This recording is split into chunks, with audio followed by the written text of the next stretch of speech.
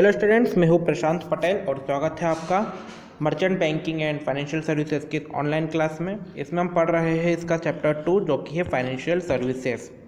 ठीक है, इसके अंदर हम पढ़ेंगे, इसके अंदर हम 2 लेक्चर्स ऑलरेडी कर चुके हैं। ठीक है, आज हमारा तीसरा लेक्चर है, तो चलिए शुरू करते हैं। इसमें आज हम पढ़ेंगे क्लासिफिकेशन ऑफ फाइनेंशियल सर्विसेज। तो फाइनेंशियल सर्विसेज को क्लासीफाई 2 टाइप से करा गया है, फंड और असेट बेस्ड फाइनेंशियल सर्विसेज और दूसरा है फी बेस्ड फाइनेंशियल सर्विसेज। तो देखो, फंड और असेट बेस्ड फाइनेंशियल सर्विसेज क्या क्या होती है। लीजिंग, जिसके बारे में हम पढ़ने वाले हैं डिटेल में, hire purchase, consumer credit, factoring, forfaiting, bill discounting, housing finance, insurance services, venture capital और म्यूचुअल फंड। इन सभी को हम अभी डिटेल में आगे आने वाले चैप्टर्स में देखेंगे हम। ठीक है, इन सभी में क्या होता है, इन सभी में फंड लगता है। ठीक है, किसका फंड लगता है, जो भी ये सर्विसेज लेना चाहता है। कुछ होती है फी बेस्ड सर्विसेज, इसके अंदर उसको फ़ी पे करना पड़ती है फाइनेंशियल इंटरमीडियरी को या मर्चेंट बैंकर को। इसके अंदर आती है मर्चेंट बैंकिंग जो कि हम पढ़ रहे हैं। पोर्टफोलियो मैनेजमेंट मैंने आपको बताया है क्या होता है। स्टॉक ब्रोकिंग, क्रेडिट रेटिंग, ठीक है, ये दोनों अलग अलग है, एक में ही आ गया है। स्टॉक ब्रोकिंग होता है शेयर्स मार्केट से रिलेटेड काम। क्रेडिट रेटिंग जो भी रेटिंग एजेंसीज हैं, जैसे क्रिसिल हुआ, S&P हुआ, ठीक है, और मर्जर एंड एक्विजिशन और टेक ओवर, ये सारे काम भी हमारे फी बेस्ड एक्टिविटीज़ में आ जाते हैं। आगे बढ़ते हैं। Classification of financial services, actually इसमें दिख नहीं रहा है क्लासिफिकेशन, मैं आपको ऐसे ही बता देता हूँ मैं थोड़ा सा कि फाइनेंशियल सर्विसेज का क्लासिफिकेशन क्या होता है। देखो, इसके अंदर क्या होता है, फाइनेंशियल सर्विसेज को मैंने चार्ट था कि जो फाइनेंशियल सर्विसेज थी वो 3 टाइप में mainly divided, fund based, fund based और फीस बेस्ड, और तीसरा था सर्विसेज ऑफरिंग में। तो सर्विसेज ऑफरिंग में 2 टाइप की सर्विसेज थी, एक थी रिटेल और एक थी होलसेल, बस इतना सा था। ठीक है, मैं आपको इसको पूरा ड्रॉ कर देता हूँ। तो देखो, क्लासिफिकेशन फाइनेंशियल सर्विसेज का 2 टाइप का था। ये क्या हो रहा है, पॉइंटर के आगे पेन चाहिए मुझे, हाँ, 2 टाइप का था। एक था फंड बेस्ड, दूसरा था हमारा फीस बेस्ड, और तीसरा था हमारा कौन सा, सर्विस ऑफरिंग। तो देखो, फंड में और फीस में हमने डिस्कस कर लिया है। सर्विस ऑफरिंग में 2 आते हैं, कौन सी आती है, पहले आता है रिटेल और दूसरा आता है हमारा होलसेल। ठीक है, ये 2 टाइप की सर्विसेज फाइनेंशियल सर्विसेज ऑफर करता है। आगे बढ़ते हैं हम। इसको कहाँ से होगा ये, हाँ ये आ गया। चलिए अब बात करते हैं असेट बेस्ड फाइनेंशियल सर्विसेज क्या, असेट या फिर फंड बेस्ड फाइनेंशियल सर्विसेज क्या होती है। तो देखो, फंड बेस्ड एक्टिविटी के अंदर क्या होता है कि जो मर्चेंट बैंकर होते हैं वो फंड अरेंज करते हैं अपने कस्टमर्स के लिए।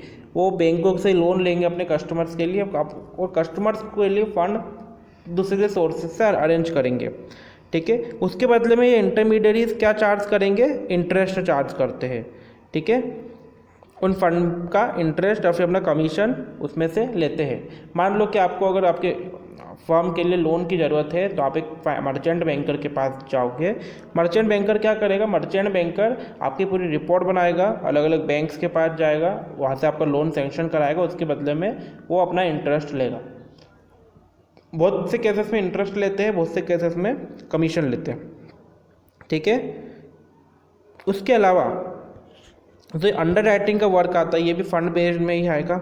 Higher purchase, leasing, venture capital, factoring, forfaiting, housing finance, ठीक है, ये सारी चीज़ें फंड बेस्ड के अंदर आती है।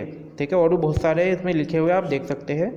ठीक है, आगे बढ़ते हैं। आप अगर बात करें नॉन फंड बेस्ड या फिर फी बेस्ड सर्विसेज की, तो ये मेनली एडवाइजरी सर्विसेज होती है। ठीक है, जो कि फाइनेंशियल इंस्टीट्यूशंस के द्वारा प्रोवाइड की जाती है। इसमें बेसिकली एडवाइस देने के बदले में फ़ीस या कमीशन लिया जाता है ये सर्विसेज देने के लिए। ठीक है, इनमें कोई भी फंड का ट्रांसफ़र आउटले, मतलब कि कोई भी फंड का ट्रांसफ़र नहीं हो रहा है, सिर्फ एक कमीशन दे। आप गए एडवाइस लेने के लिए, उन्होंने आपको कुछ बता देंगे, ऐसे ऐसे होगा काम आपका, आपने उनको उनकी फ़ीस दे दी उनकी, और आपका काम, उनका काम ख़त्म। ठीक है, इसमें इस फैसिलिटी में सिर्फ और सिर्फ एडवाइस इशू करने का काम होता है और सर्विसेज प्रोवाइड की जाती है कस्टमर्स की डिमांड पे।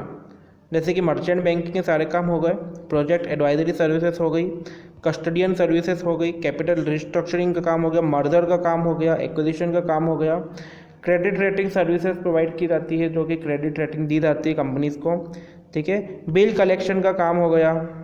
ये सारे काम किस में आते हैं? नॉन फंड और बी फीस बेस में, और बहुत सारे आप डिलीट कर सकते हैं यहाँ से, ठीक है।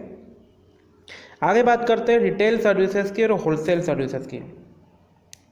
जो रिटेल सर्विसेज होती है वो इंडिविजुअल्स को या फिर स्मॉल और मीडियम इंटरप्राइजेस को प्रोवाइड की जाती है, ठीक है। रिटेल फाइनेंसिंग को और भी सब कैटेगराइज करा गया है कुछ ग्रुप्स में, ठीक है, जैसे कि acceptance of deposits as well as providing ancillary services like locker, remittance, accept deposit accept करना या फिर पैसा देना लेने का काम हुआ पूरा, लॉकर की फैसिलिटी देना, गोल्ड लोन वगैरह देना, ये सारे काम आ गए इसके अंदर, ठीक है। Stock market, mutual funds, insurance, इन सभी चीज़ों में इन्वेस्टमेंट करना, ये भी इसके अंदर आ जाएगा। अरे यार क्या हो रहा है, हाँ, ये भी सब इसके अंदर आ जाएगा रिटेल सर्विसेज के अंदर, ठीक है। अगर बात करो होलसेल सर्विस फाइनेंशियल सर्विसेज की, तो ये बेसिकली लार्ज बड़े बड़े कॉरपोरेट्स को या फिर गवर्नमेंट को ये सर्विसेज दी जाती है, ठीक है। इसके अंदर जो पैसों का ट्रांजेक्शन होता है वो बहुत बड़ा ट्रांजेक्शन होता है, मतलब कि लाख हज़ारों करोड़ में होता है, हज़ारों करोड़ तो नहीं बोल सकते लेकिन हाँ कुछ करोड़ों में होता है, ठीक है। बहुत बड़ा अमाउंट डिपॉजिट भी किया जाता है और बोरोइंग भी करी जाती है, ठीक है। और बाकी जो सर्विसेज होती है वो सारी सर्विसेज वही होती है जो कि रिटेल सर्विसेज होती है जैसी होती है, पर बट ये रहता है कि कॉर्पोरेट तो गवर्नमेंट को एक सर्विस प्रोवाइड की जाती है तो इसमें मनी का ट्रांजैक्शन बड़ा ट्रांजैक्शन होता है, छोटे ट्रांजैक्शन नहीं होते हैं। जैसे कि मर्चेंट बैंकिंग हुआ, फैक्टरिंग, फॉरफिटिंग, ठीक है, आईपीओ का वर्क हुआ, लीजिंग का वर्क हुआ, अंडरराइटिंग का वर्क हुआ, हायर परचेज, ठीक है, ये सारी चीज़ें, वेंचर कैपिटल हो गया, ये सारी चीज़ें किस में आ जाएगी? होलसेल में, आज फाइनेंशियल सर्विसेज में आ जाएगी। तो ये था आज का लेक्चर। आज थोड़ी सी दिक्कत आ रही थी, इसके टेक्निकल इशू आ रहे थे इसके अंदर, ठीक है। बाकी अपन अगले लेक्चर से कोशिश करेंगे इसको तो काफ़ी अच्छा करने की। मैं पूरा देखो इसमें नहीं बता रहा हूँ आपको, रीड आउट नहीं कर रहा हूँ, इसमें बहुत सारी ऐसी चीज़ें हैं कि आप रीड करके पढ़ के समझ सकते हो, ठीक है। बहुत से इनमें ऐसे वर्ड लिखे हुए जो कि आपको हो सकता है कि अभी पढ़ने में फर्स्ट टाइम में आपको समझ में नहीं आ रहे हैं, तो या तो मैंने उनको पिछले लेक्चर में समझा दिया है मैंने, ठीक है। जैसे कि अंडर राइटिंग में आपको फर्स्ट सेकंड लेक्चर में ही बता चुका हूँ, तो मैं अब इसको सिर्फ डायरेक्ट बोल के मैं मान के चल रहा हूँ कि आपको पता है अंडर राइटिंग क्या होता है, ठीक है। और जो कुछ ऐसे वर्ड्स भी है जिनको भी दो कि मैं भी स्किप कर रहा हूँ, मैं क्यों कर रहा हूँ? क्योंकि अभी आने वाले लेक्चर्स में हमको पूरा की पूरा टॉपिक आने वाला पूरा आपका चैप्टर ही उसके ऊपर है। जैसे कि डिपॉजिटरी के ऊपर आपको पूरा चैप्टर है, ब्रोकर्स के ऊपर आपको पूरा एक चैप्टर है, लीजिंग और हायर परचेज के ऊपर आपको पूरा टॉपिक है, ठीक है। इसका पार्ट 2 लीजिंग की है और पार्ट 3 इस यूनिट का हायर परचेज ही है। फैक्टरिंग फॉरफिटिंग आप सोच रहे होंगे क्या होता है, लेकिन वो भी मैंने अभी छोड़ रखा है। क्यों? क्योंकि आपकी पूरी थर्ड यूनिट फैक्टरिंग फॉरफिटिंग के ऊपर है। तो ये सारी चीज़ें इसलिए छोड़ रहा हूँ मैं अभी कि वहाँ पे हम एकदम डिटेल में इनको डिस्कस करने वाले हैं। पूरे 5 से 6 लेक्चर्स हमको इन्हीं के बारे में पढ़ना है, ठीक है। तो आज के लिए इतना ही, अगले लेक्चर में फिर मिलेंगे। Thank you very much.